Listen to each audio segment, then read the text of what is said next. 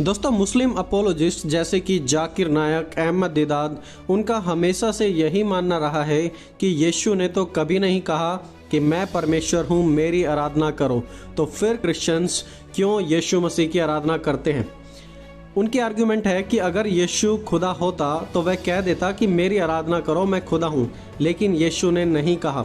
इसका साफ सा मतलब है कि यीशु खुदा नहीं था। दोस्तों, आज की इस वीडियो में हम इसी इम्पोर्टेंट सवाल पर चर्चा करेंगे और जानेंगे कि आखिरकार सच्चाई क्या है। तो चलिए हम शुरू करते हैं। Where Jesus Christ, peace be upon himself, says that I am God, or where he says worship me, I am ready to accept Christianity just now.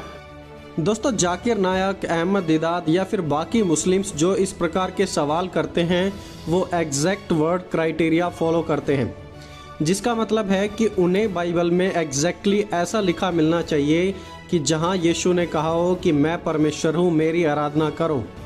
और इसे हम टेक्निकल टर्म में कहते हैं एग्जैक्ट वर्ड क्राइटेरिया। अधिकतर मुस्लिम कहते हैं कि यीशु तो सिर्फ एक नबी थे।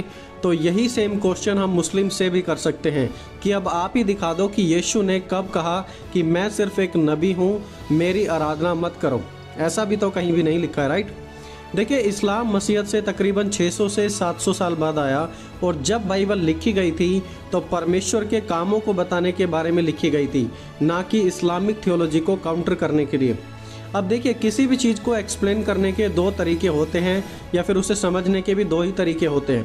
पहला है वर्ड्स यानी कि शब्दों के द्वारा, और दूसरा होता है कॉन्सेप्ट्स यानी कि तथ्यों के द्वारा, जैसे कि जो शब्दों का मतलब है उनके द्वारा समझना। सो वर्ड्स एंड कॉन्सेप्ट ये दो अलग अलग चीज़ें हैं।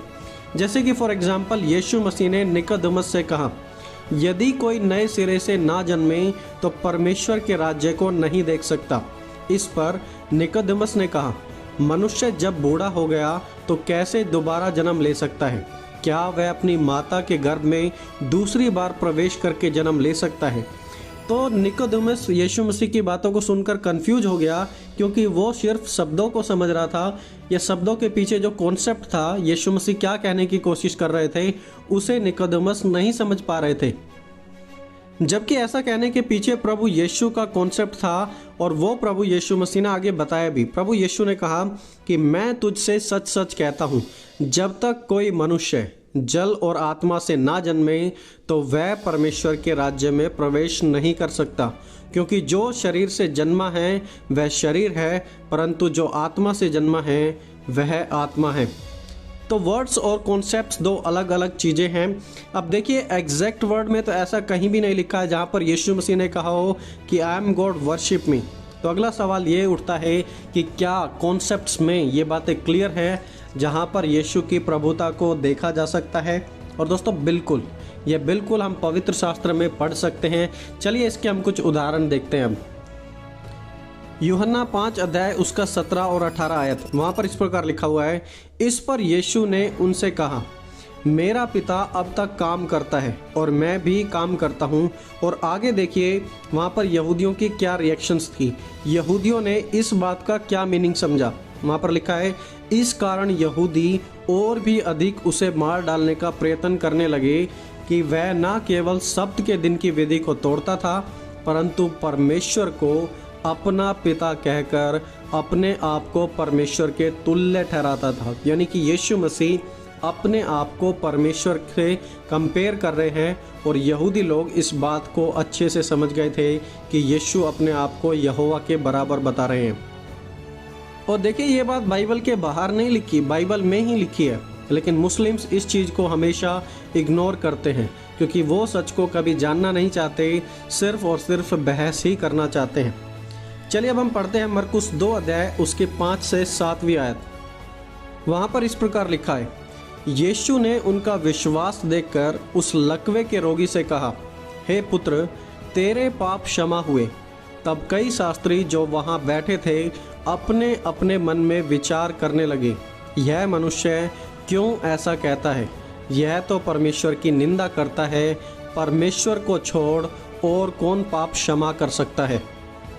तो देखिए, आप साफ तरीके से पढ़ सकते हैं कि वहाँ पर खड़े शास्त्रियों ने कहा, यह ऐसा कैसे कर सकता है, क्योंकि ऐसा तो सिर्फ परमेश्वर ही कर सकता है। तो पाप कौन क्षमा कर सकता है? सिर्फ और सिर्फ परमेश्वर। और यीशु ने पाप क्षमा किए, इसका मतलब यीशु कौन हुए? परमेश्वर। Clear, right?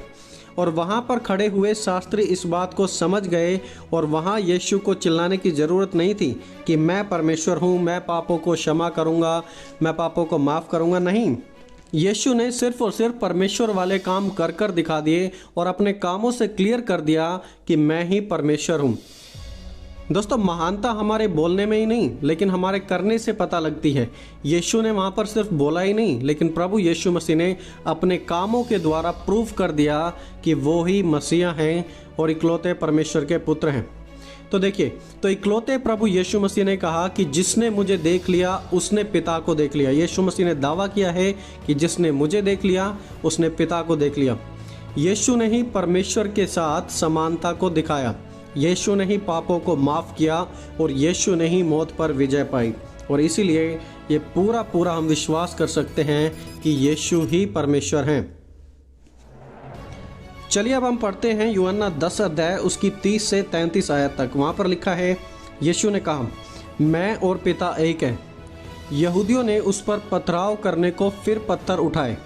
इस पर यीशु ने उनसे कहा, मैंने तुम्हें अपने पिता की ओर से बहुत से भले काम दिखाए हैं, उनमें से किस काम के लिए तुम मुझ पर पथराव करते हो? यहूदियों ने उसको उत्तर दिया, भले काम के लिए हम तुझ पर पथराव नहीं करते, परंतु परमेश्वर की निंदा करने के कारण और इसलिए कि तू मनुष्य होकर अपने आप को परमेश्वर बनाता है। पढ़िए आप, यहाँ पर साफ तरीके से लिखा है और यहूदियों ने वहाँ पर कारण भी बताया। यीशु ने पूछा, क्या तुम मुझे भले कामों के कारण पथराव करना चाहते हो? उन्होंने कहा, नहीं, भले कामों के कारण नहीं, क्योंकि तू अपने आप को परमेश्वर बनाता है। वहाँ पर यहूदी यीशु की बात को क्लियरली समझ रहे थे कि यीशु परमेश्वर के समान अपनी समानता दर्शा रहे हैं और इसीलिए वो यीशु पर पथराव करना चाहते थे। और देखिए कि वहाँ पर प्रभु यीशु मसीह ने कुछ भी क्लैरिफिकेशन नहीं दी। यीशु ने यह नहीं कहा कि मेरे यहूदी भाइयों, तुम मेरे बारे में गलत सोच रहे हो, मैं परमेश्वर नहीं हूँ। नहीं, यीशु ने ऐसा बिल्कुल भी नहीं कहा। उन्होंने परमेश्वर वाले कामों को किया और यहूदी उन बातों को समझ रहे थे जो यीशु मसीह उनके सामने बोल रहे थे और प्रभु यीशु मसीह परमेश्वर के समान समानता दर्शा रहे थे। जब लोगों ने यीशु से एक चिन्ह मांगा तो प्रभु यीशु ने कहा, इस मंदिर को गिरा दो और मैं इसे 3 दिन में दोबारा खड़ा कर दूंगा। वहाँ यीशु बात कर रहे थे कि वो कैसे मरने के 3 दिन बाद दोबारा जी उठेंगे। और हम जानते हैं कि सिर्फ परमेश्वर के पास ही जीवन देने और जीवन लेने का अधिकार है और यीशु ने जीवन दिया और यीशु ने अपना जीवन दोबारा ले भी लिया। देखिए, मरे हुए लाजर को जिंदा किया प्रभु यीशु मसीह ने। जान देने का और जान लेने का अधिकार तो सिर्फ परमेश्वर के पास है, राइट? और प्रभु यीशु मसीह ने अपनी जान दी और अपनी जान वापस भी ले ली। और फिर लाजर के साथ क्या हुआ? लाजर मर गया था, लाजर को दोबारा जीवन बख्श दिया प्रभु यीशु मसीह ने। तो परमेश्वर को ही सिर्फ जीवन देने का अधिकार है, तो फिर प्रभु यीशु मसीह ने वहाँ पर जीवन दिया। तो प्रभु यीशु मसीह क्या हुए वहाँ पर? परमेश्वर। यीशु ने विधवा के बेटे को जीवन दिया, उन्होंने खुद अपनी जान दी और फिर अपने कहने के अनुसार, अपने वादे के अनुसार फिर तीसरे दिन वो दोबारा जी उठे। तो दोस्तों, आज ये बात समझे कि बाइबल यीशु को परमेश्वर के रूप में एग्जैक्टली बिल्कुल क्लियरली दर्शाती है। आपको सिर्फ ध्यान से पढ़ने की ज़रूरत है। यहूदी यीशु को परमेश्वर के रूप में समझ गए थे, इसीलिए वो यीशु पर पथराव करना चाहते थे। यीशु ने वो सब कुछ किया जो सिर्फ परमेश्वर ही कर सकते थे, जैसे कि पापों की माफ़ी, मुर्दों को जिंदा करना। ये सिर्फ और सिर्फ प्रभु यीशु मसीह ने किए, जो कि क्लियरली इस बात को साबित करते हैं कि प्रभु यीशु मसीह ही खुदा हैं, वो ही परमेश्वर हैं।